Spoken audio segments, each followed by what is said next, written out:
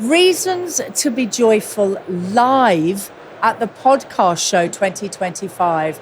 I'm going to set the scene. It's an enormous building. It's in the Design Centre here in London. There are about 2 million people looking at my guest, Harriet Thorpe. Harriet Thorpe. Oh, my word. Elaine in EastEnders. Yes. Ab Fab. Yes. Children Still in the Drawer. Always done. West End superstar.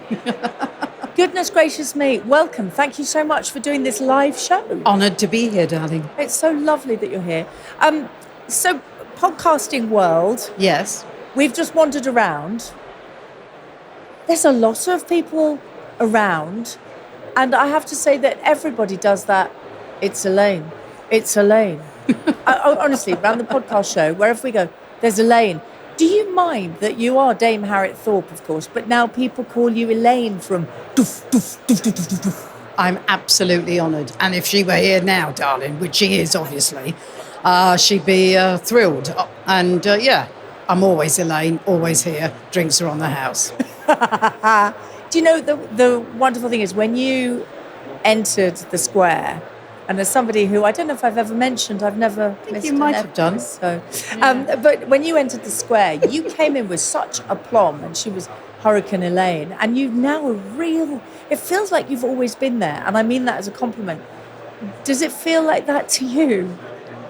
I absolutely feel sort of bedded in, and that the history, the family, the endless moving on dramas, the sort of challenge and excitement on a daily basis. You never say the same thing twice. You're always moving on.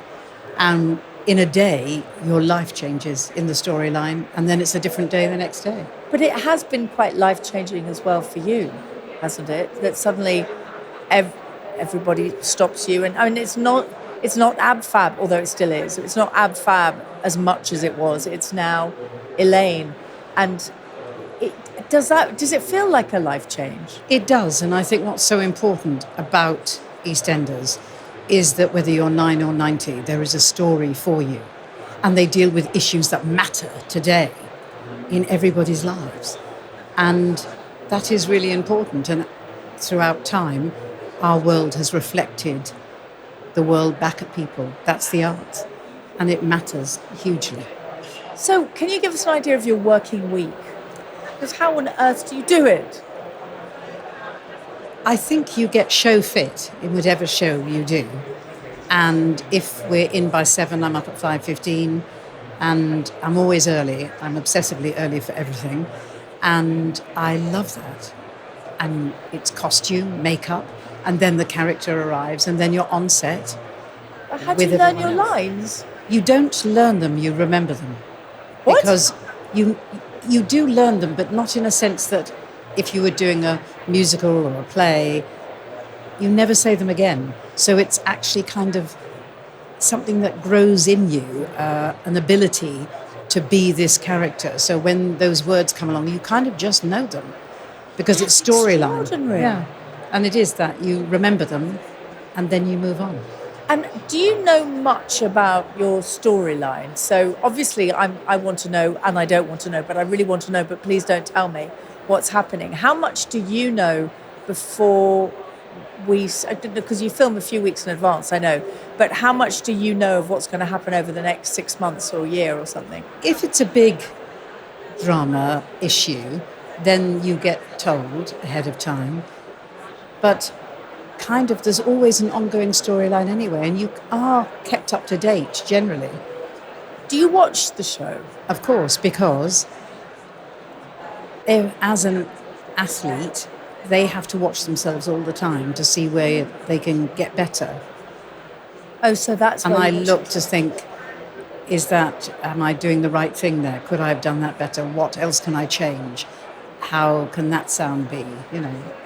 The biggest compliment that you were paid was from lovely Scott Mitchell, the late Barbara Windsor's husband, and he said I know you get overwhelmed when this is said to you, but he said you've so beautifully taken the mantle of what Peggy did, You've got the same sort of character. I think you could be there forever and ever and ever and ever.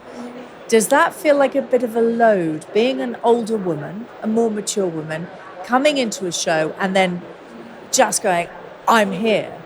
Does it feel a bit of a load, a good load, a scary load? It feels all of those things, but most of all, it honours women today of, I'm going to use the word maturity. Maturity. Not old, thank you. But, you know, the shoulders that we stand on today, to even do what we're doing today, is because of what they did for us. Yeah. And to honour women today and all the women coming behind us, it's so important to create and move us on and to give us a voice with all the issues that come up in our everyday lives, and there's no shame in any of it. And that to me matters. Oh, how fantastic. So I can tell by your face, it's a crazy question, but you love being on the square? I love it. I absolutely love it. Okay, so can we venture back? AbFab, which Yes. is, a lot of people, we're going to come to the children in the drawer. Obviously. We have to, British I hear you, and all of yeah. that. But AbFab was also meant a lot to you because best friends, you were working with your best friends. Tell me about AbFab. Jennifer, Dawn and I were all at drama school together. And I was lucky enough to do the first series that they wrote, Girls on Top, and then a lot of French and Saunders. And then Jen and I, the two families, we were away on holiday, and she said, she was talking about this idea, and she said it was a mother and daughter, and I said, well, I could be your daughter. And she went... She would have loved that. And I don't know if I'm allowed to say the word tits. You She said, can. not with those tits, no. And I said, I'd strap them down. I could be your daughter. She was like, no, Harriet, no. So I was like, okay. But I was lucky enough to play Fleur, which, again, was such fun. And again, a character whose voice is nothing really like mine at all. Oh my God, that's so weird. I know, it's She's really, here. I know. And she had rather a weak R, so she gave me lots of words with R in them, so I couldn't pronounce them properly, which was wonderful. And again, it was written for you. It was a joyous, it evolved and developed, and it was a joyous thing to play with these wonderful women, and we all had such a laugh. Oh, that's such a good time. And I heard, which I didn't know, she was doing an interview with Claire Balding, and she said that she'd based the character of Patsy on me, which she'd never actually told me. Oh, you're kidding. No. And it was about friendship and friends who are always there for you and that kind of support. So you two, I know you're super close friends, and you started doing the moonwalk with her when she was diagnosed with breast cancer. Before that. Yes. Yeah. And she walked with you. But also friendship, if we may, it just feels fitting because it's only recently that you and I were talking about her, but Victoria Wood as well. She was I'm sorry, if you're happy to talk about Victoria, it's still so raw to a lot of people. God, she was an extraordinary talent. She was one of your best friends on the planet. Yeah, and we used to have cups of tea all the time. We spent Christmas afternoons together with the kids, and again, our kids went to the same school, and it was who was going to do the tombola. That was primary importance in our world at the school fete every Real year. Real life. Yeah. And again, the most amazing friend, and we had, just the most fantastic friendship and time. Did she ever test any of the songs or characters out with you? I mean, No. She was an iconic, extraordinary, brilliant superstar who never needed to test anything out. She was always right. Isn't that a lovely thing to say? We were doing the moonwalk, actually, and we were walking up in Kenwood, and she picked up an acorn, and that was what inspired her. We were talking about her doing Acorn Antiques as a musical, and then she saw this acorn and picked it up, and then she wrote the musical. And I was lucky enough to do the workshop for that.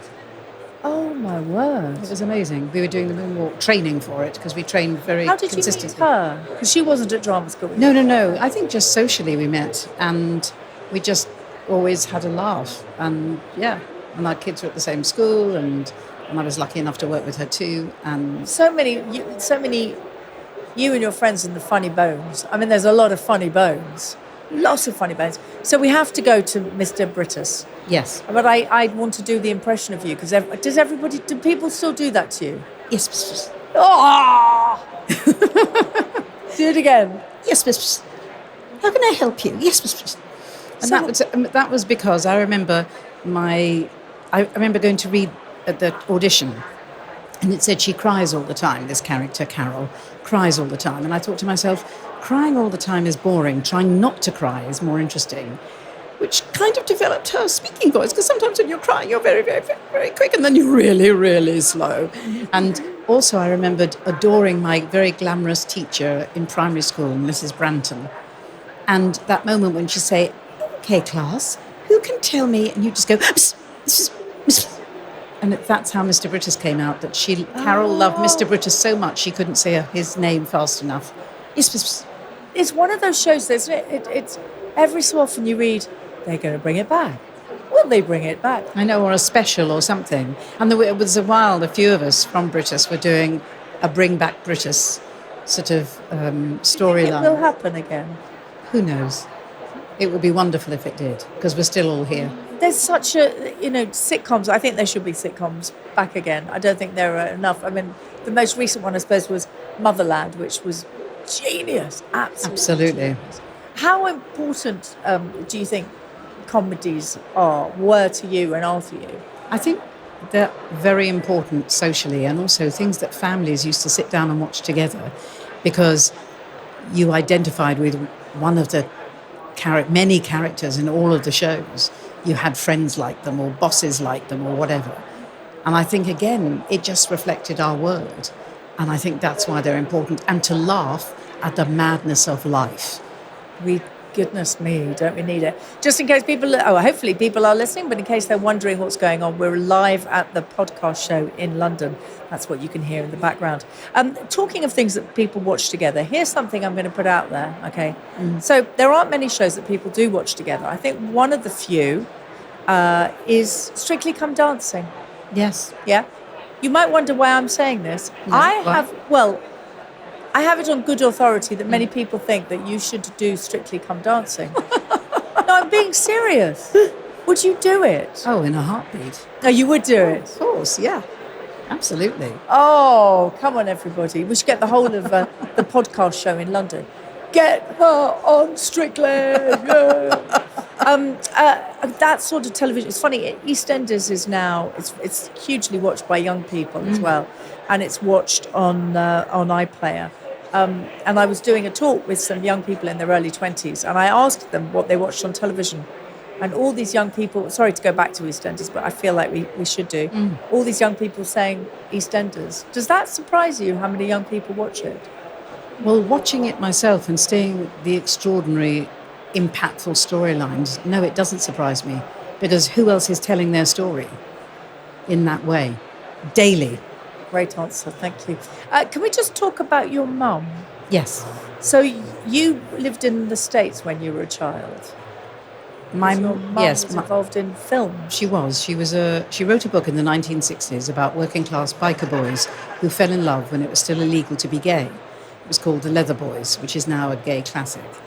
And she wrote the novel, and then she wrote the movie. And I remember going on set, and I must have been about 4 or 5, and it was at the Ace Cafe down the North Circular where all the bikers go. And I remember coming home from school, and she said to me, "Darling, we're going to LA next week." And I was like, okay. Didn't know what she was talking about. I was just, okay. And from going to a North London State primary school, suddenly I was in Beverly Hills at my school, El Rodeo, and I pledged allegiance to the flag every morning. No, yeah, for sure. No. And we had like pizza and chocolate milk and fried chicken for lunch. It was so crazy because all the food we had at our state primary school was grey. Cabbage. And she'd say to me things like, "Well, darling, we're going to Jack's for brunch on Sunday." I was like, okay. And it was Jack Lemmon. Of course it was, but I didn't know. It was just Jack. You went to Jack Lemmon's house? Yeah. And also extraordinary, Auntie Jean was drying my hair because we'd been at her pool and we'd been swimming in the Auntie pool. Jean. Auntie Jean. And we got out the pool and she was drying our hair and this guy walked in and she said, "Oh, girls, this is my husband, Howard." I was like, "Hello, it's Howard Hughes." It was Jean Peters, who was What? married to Howard Hughes. I know. But I was, what was that, 8 or 9? So how the hell do I know? I mean, I did put in a claim, obviously, when he died, that I had met him. But it meant nothing. But again, she worked with Robert Altman and Bob, just Bob. Who's Bob? Bob Altman, Robert Altman. Oh, I see. Okay, yeah. But again, my sister and I, Matilda, we grew up playing on the back lots while Mummy was writing, 20th Century Fox. We were in Harmonia Gardens. How long were you there for? We did 2 consecutive years at school, and then we went back and forth for the next 25-something years, all the time. How incredible. It was amazing. What was Jack Lemmon's house like? So I'm still on It was Jack a Lemmon. house. It was a house. I was a kid. I don't remember. But my cousin had been musical director of Columbia Pictures and had 3 Oscars, and we lived with them first in Bel Air before we moved to Beverly Hills. But again, as a kid, you don't know. I want to go back now. Did you hold the Oscar? Yeah, I think we did, yeah. Oh, He had 3. my word.